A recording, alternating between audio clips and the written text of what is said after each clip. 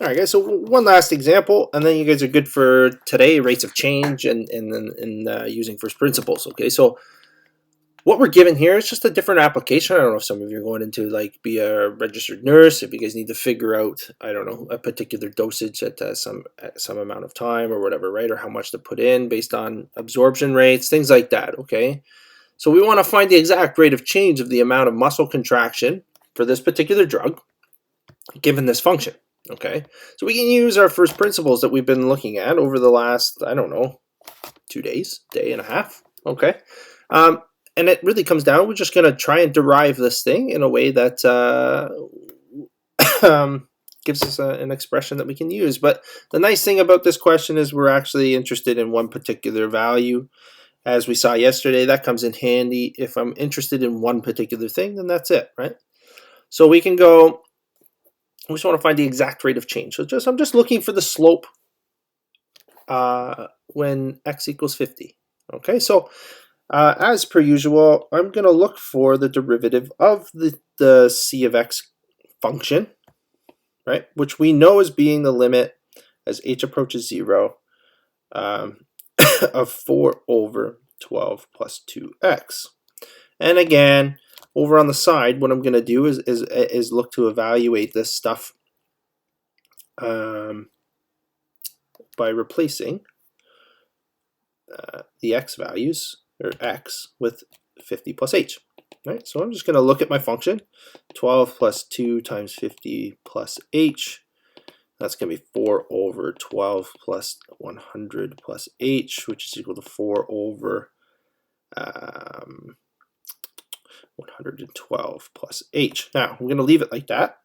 We also need what the value of the function is when x equals 50. So that's what we're going to find now. Is going to be 4 over 12 plus 2 times 50. So we're going to see that's 4 over 112. Okay, which can reduce to 1 over 28. That's what we're going to say. Okay, so now we can take this information. Oh, I don't know what I was writing over here. I don't know why I wrote that. We need c of x plus h specifically, and well, I'll leave it like this, minus c of x over h. Okay, and then we're interested in one specific x value, 50. So we're going to replace this information. This will go in here, and this will go in here. Okay, and that's it. We're just going to put that in there, and then we're going to do our absolute best to keep, not break any math rules and just simplify it, right? That's it. We're just going to simplify until we can't simplify anymore, and then we evaluate where h approaches 0. Okay, so we're going to get 4 over 112 plus h minus 1 over 28, and that all has to be divided by h. Okay, so c prime of 50 has to equal the limit as h approaches 0. You need a common denominator. Okay, so I'd probably say let's just multiply everything by, we can just do what we normally would do. We'll go 4 times 28 minus 1 times 112 plus h, and that's all going to be over 28 times 112 plus h. And all that needs to be divided by h still. Okay, so what happens when we do this? Well, let's find out. So 4 times 28, that should be the 112, if I'm not mistaken. Right? So we're going to get, am I missing something?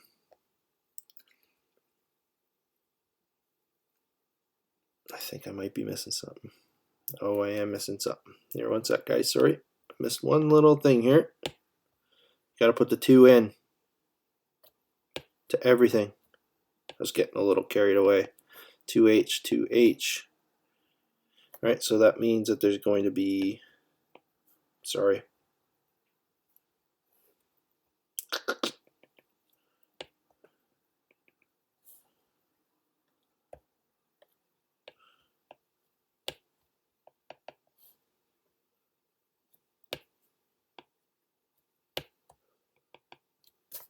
Okay, I think we fixed it. Okay. I think we've got it. So sorry, I forgot to distribute the 2 to the h. Okay, so everywhere where we made our substitution here, I've got to put the 2h in. Okay, and then in simplifying or collecting like terms, I had to put the 2h in. Okay. Little things, guys. You catch little things like that, and just got to be careful. Okay. Try not to. I'm just trying not to make the videos too long, and I'm skipping things. Okay. So just take your time. Moral of the story. So we're going to get 4 times 28 is going to be 112 minus. Now I'm going to need to distribute this -1 into both terms there, as I forgot the last time. Minus 112 minus 2h. That all needs to be over. We could do 28.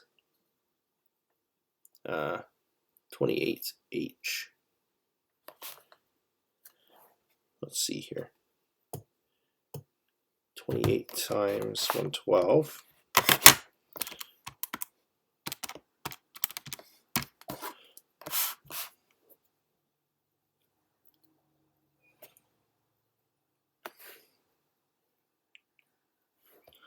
I think we're okay. 3136 plus 56h.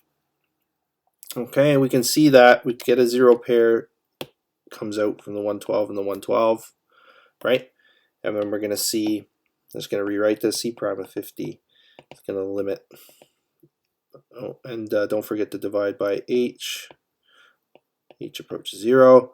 We're going to get -2h over 3136 plus 56h.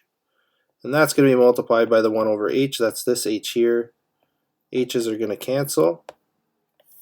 Okay. And then we're going to see c prime of 50 is equal to the limit as h approaches 0 of -2 over 3136 plus 56h. If I actually evaluate this now, right, we're going to see, if I actually evaluate this, we're going to see that c prime of 50 is equal to -2 over 3136. And that's going to reduce to -1 over 1568. Okay, so we know that the rate of change